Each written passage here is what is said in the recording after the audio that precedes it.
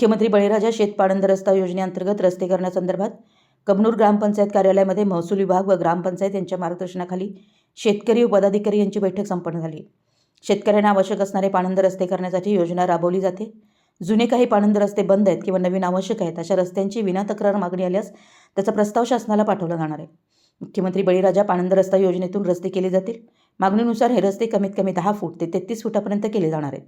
Good luck hotel ते कोल्हापूर रस्ता, सुतारमळा ते मनेरेमळा रस्ता, मसोबा मंदिर जवळ अशा काही रस्त्यांची चर्चा व समस्या ग्रामविकास अधिकारी संजय बर्डे, तलाठी किशोर पाटील व तालुका पंचायत प्रकाश पाटील यांनी समजून घेतल्या। यावेळी माजी उपसरपंच सुधीर लिगाडे, माजी उपसरपंच सुनील काडाप्पा, सिद्धार्थ इंगवले, अभिजित पाटील, रमजान मुजावर, राहुल आवळे, हरीश पाटील, अजय पाटील, अध्यक्ष अक्षय पाटील, सुनील सुतार, सचिन सुतार व शेतकरी उपस्थित होते।